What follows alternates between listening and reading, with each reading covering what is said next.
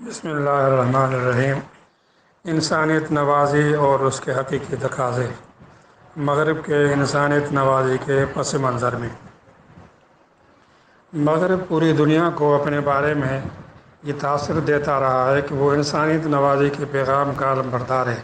پوری انسانیت کی بھلائی اس کے پیش نظر ہے، لیکن پچھلے 200-300 سالوں سے انسانوں کے وسائل پر قبضہ کر کے ان پر جنگیں مسلط کرنا اور ان جنگوں میں لاکھوں سے زیادہ لوگوں کو ہلاک کرنا، یہ انسانیت نوازی ہرگز نہیں۔ انسانیت نوازی دراصل حقیقی دین و مذہب کے ذریعے پیدا ہوتی ہے، وہ مذہب اسلام ہی ہے۔ اسلام کہتا ہے کہ ایک گناہ انسان کو قتل کرنا گویا پوری انسانیت کو قتل کرنے کے مترادف ہے۔ ایک بے گناہ انسان کی جان بچانا گویا پوری انسانیت کو بچانا ہے۔ اسلام کہتا ہے کہ معاشرے میں فتن و فساد پھیلانا قتل سے زیادہ سنگین جرم ہے، اس لیے کہ فتنے سے قتل و غارت گری کی فضا پیدا ہوتی ہے۔ انسانیت نوازی کا سب سے بنیادی تقاضا یہ ہے کہ غریب ممالک کے وسائل پر قبضہ کرنے کی ہری سانحتوں کو ختم کیا جائے۔ انسانیت نوازی کا تقاضا ہے کہ قوموں کے معاملات میں مداخلت کر کے ان پر جنگیں مسلط کر کے ان کے نظام کو درہم برہم نہ کیا جائے، جس طرح عراق اور افغانستان میں کیا گیا۔ انسانیت نوازی کا تقاضا یہ ہے کہ اپنی قوم سے وابستہ افراد کی تربیت اس طرح کی جائے جس سے ان کے دلوں میں انسانوں مسلمانوں کو مار ڈالنے کے جذبات و احساسات پیدا نہ ہو سکیں۔ حقیقی انسانیت نوازی تو یہی ہے، باقی استثاری مفادات کی خاطر بظاہر انسانیت نوازی کا روپ دھارنا یہ اہل مغرب کو زیب نہیں دیتا۔ انسانیت نوازی کی سب سے بڑی خصوصیت یہ ہے کہ وہ انسانیت کا درد اپنے ساتھ لاتی ہے کہ انسان ذات کو کس طرح مہذب بنایا جائے اور انہیں ایک دوسرے سے قریب کیا جائے۔ انسانیت نوازی کی دوسری خصوصیت یہ ہے کہ انسانیت کا مفاد زیادہ عزیز ہو بمقابلے مال و دولت کے، اور غریب انسان کی بے غرضانہ امداد کی صورت پیدا ہو، نیز انسانیت کی حالت ذات پر رحم کی صورت پیدا ہو۔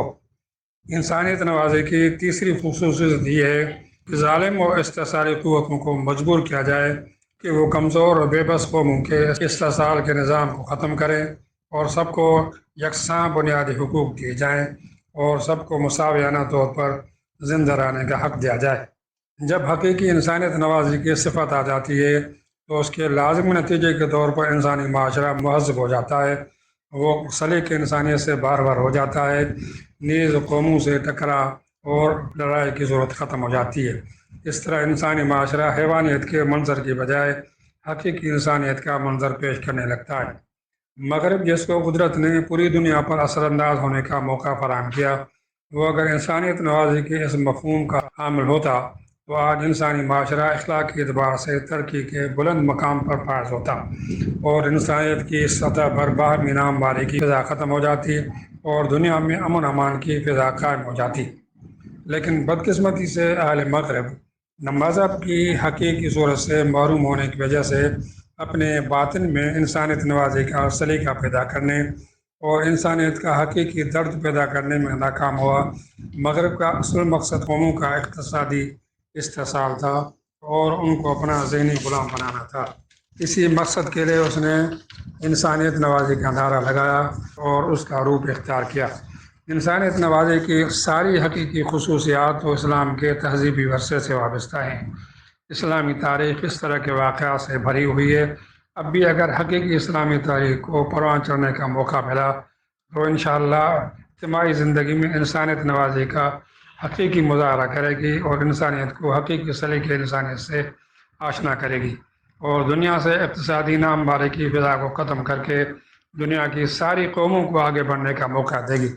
سب سے بڑی بات یہ ہے کہ اسلامی تہذیب کے علمبردار سب کو یکساں طور پر معاشی ترقی کے مواقع فراہم کریں گے اور اس سلسلے میں وہ کسی تعصب اور مفادات سے کام نہ لیں گے۔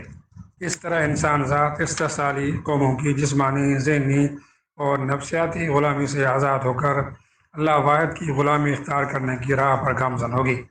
اللہ چونکہ سب کا رب ہے، اس لیے حدیث شریف کے مطابق پوری انسانیت اللہ کا کنبہ ہے اور اللہ کی نظر میں سب سے بہتر وہ ہے جو اللہ کے اس کنبے کے لیے بہتر ہے۔ اسلام کی اس انسانیت نوازی کے تصور میں یہ بات بھی شامل ہے کہ جہاں انسان کو سلیقہ انسانیت سے بار بار کر کے اس کی دنیاوی زندگی کو خوشگوار اور پاکیزہ بنایا جائے، وہاں اسے آخرت کی ابدالآباد والی زندگی میں بھی کامیابی سے ہمکنار کیا جائے۔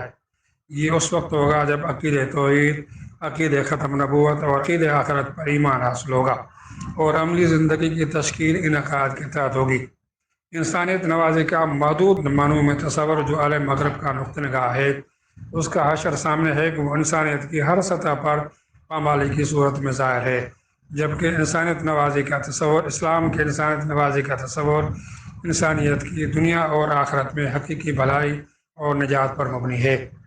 ہمارا خانقاہی نظام صدیوں سے انسانیت نوازی کا اعلیٰ نمونہ پیش کرتا رہا ہے کہ جگہ جگہ خانقاہیں ہوتی تھی جہاں لوگوں کو مفت کھانا فراہم کیا جاتا تھا، رہائش کی سہولت بھی مفت تھی، اور ساتھ ساتھ لوگوں کی پاکیزہ اخلاقی روحانی تربیت بھی کی جاتی تھی اور انہیں انسانیت کے شایع نشان کردار کا حامل بنایا جاتا تھا۔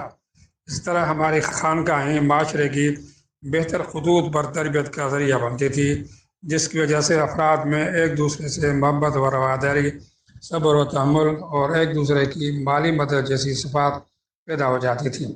ہمارے ان خانقاہوں میں سینکڑوں نہیں ہزاروں افراد قیام پذیر ہوتے تھے اور اہل اللہ کی زیر سرپرستی میں وہ انسانیت نوازی اور پاکیزہ انسانی اوصاف سے بار بار ہو جاتے تھے۔ انگریز نے آ کر ہمارے اس سسٹم کو زیر و زبر کیا اور ہمیں انسانیت نوازی کے نام پر مادیت پرستی کی دور میں لگایا۔ حقیقت یہ ہے کہ اس وقت پوری انسانیت کو انسانیت نوازی اور سلیقہ انسانیت کی ضرورت ہے، جس کے زیر اثر فرد اور افراد کی حیوانیت پر انسانیت غالب آ جائے اور مادی مفادات کی جگہ اعلیٰ انسانی، اخلاقی اور روحانی اوصاف پیدا ہوں۔ مفلوق الحال لوگوں کی مدد کا خودکار نظام تشکیل ہو۔ مادیت پرستی کی بڑھتی ہوئی ہولناک لہر نے انسانیت نوازی کی اس تحریک کی ضرورت میں غیر معمولی طور پر اضافہ کیا ہے۔ یہ تحریک جس طبقے اور گروہ کی طرف سے بھی شروع ہوگی اور اسے رفتہ رفتہ ہمگیر صورت عطا ہوگی، وہ گروہ اور وہ قوم انسانیت کی طرف سے تحسین و تبریک کا مستحق ہوگا۔ مسلمان جو اس معاملے میں حساس رہے ہیں، ان کی طرف سے اس سلسلے میں پیش قدمی ہونا ضروری ہے۔ انسانیت نوازی کی صفت اسلامی ثقافتی ورثے کی نمایاں خصوصیت رہی ہے، جس کے تحت انسانوں کی بے لوث خدمت، غریبوں کی مدد اور ان کی پرسان حالی، بیماروں کی عیادت کرنا، سماجی خدمت کے کام وغیرہ شامل رہے ہیں۔ لیکن جب سے مسلمان حکومتیں سیکولرزم کی دل دادہ ہو گئی ہیں، اس وقت سے ہمارے معاشرے میں انسانیت نوازی کا سلسلہ بہت کم ہو گیا ہے۔ وآخر دعوانا الحمدللہ رب العالمین۔